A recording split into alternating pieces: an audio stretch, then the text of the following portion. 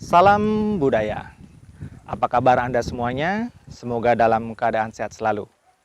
Saya Iwayan Satriawan akan mengajak Anda untuk mengetahui salah satu tradisi budaya yang ada di Bali. Upacara bagi orang meninggal di Bali, tentu sobat budaya sudah mengetahui semuanya. Ya, upacara ngaben namanya. Namun ngaben kali ini ada yang unik. Ngaben tikus namanya. Bagaimana keunikannya? Mari kita ikuti liputan selengkapnya. Nihan wi adi sastra roge asang hargumi saking niti bogawan. Bagaimana cara masyarakat Bali itu melakukan harmonisasi dengan kekuatan-kekuatan negatif alam semesta begitu? Ngaji ring majapahit. Masyarakat Bali itu punya konsep somya itu ya. Jadi mengubah yang agar rupa, yang menakutkan itu menjadi yang santai, yang menenangkan, yang mengasihi dan yang lain sebagainya. Oleh sebab itu sebenarnya kita bisa lihat dari cara-cara mereka, misalnya salah satunya mewabahnya tikus itu ya. Jadi menyerang lahan-lahan pertanian masyarakat atau petani kita. Masyarakat Bali pantang sekali memisuh gitu. Mengata-ngatai tikus itu dengan ujaran-ujaran yang negatif ya. Jadi kalau semakin diberikan ujaran yang penuh dengan kebencian, penuh dengan emosi dan penuh dengan marah, diyakini tikus itu akan berkali-kali lipat bisa merusak tanaman gitu. Jadi dari caranya sendiri masyarakat Bali tidak mengatakan tikus, tetapi untuk menjalin harmoni, menjalin persahabatan, penyaman dengan tikus itu mereka memberikan istilah khusus, yaitu jero ketut. Jadi dimuliakan, dianggap sebagai bagian dari manusia gitu, sehingga dimuliakan menjadi jero ketut. Itu dari segi kata-katanya saja mereka pantang untuk memisuh istilahnya gitu. Tikus adalah hewan pengerat dan mereka merupakan hama bagi para petani.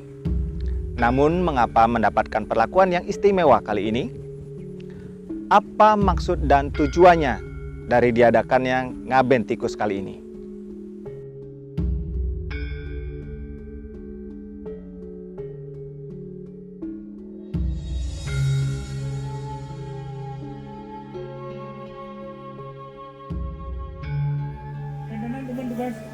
Kantan dua ya, tukang salu dua ya, Riki kenahan siki, kalerin.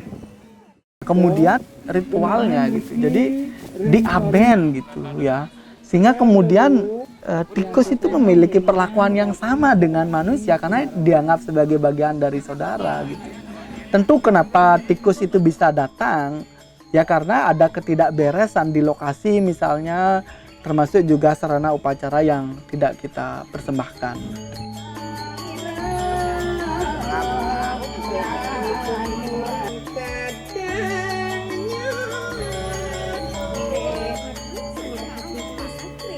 Sama kearifannya kalau kita refleksikan ketika masyarakat Bali menghadapi serangan tikus gitu ya.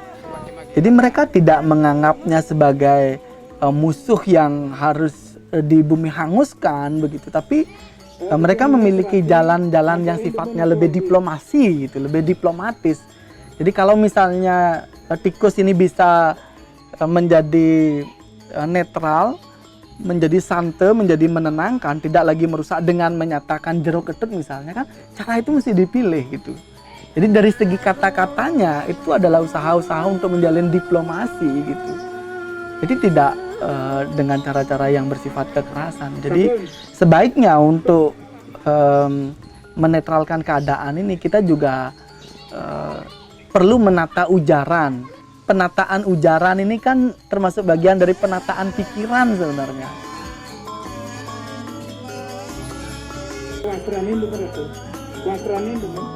Wow kalau makaman bukan makaman.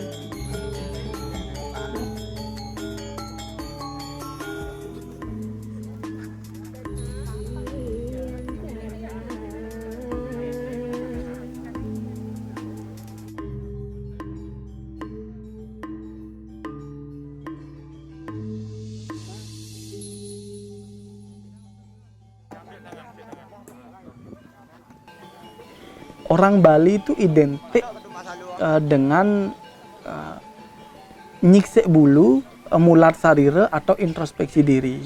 Kalau kita membaca teks-teks puja itu, di samping ada puja-pujian atas berbagai anugerah yang diberikan oleh semesta kepada kita yang hidup, sering sekali masyarakat Bali ketika menghadapi suatu wabah dan bencana melalui puja-pujanya itu juga memohon maaf gitu.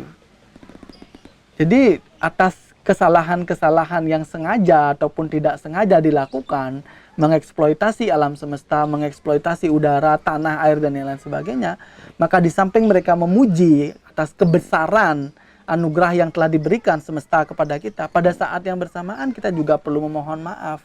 Dengan memohon maaf kepada alam, kita berharap agar kedepannya laku hidup kita terhadap alam ini semakin harmonis, semakin baik, dan mungkin juga semakin seimbang begitu. Tradisi budaya, khususnya kearifan lokal, dilaksanakan untuk menjaga harmonisasi di lingkungan tersebut. Kearifan lokal yang ada perlu kita jaga dan kita lestarikan untuk generasi selanjutnya. Salam budaya.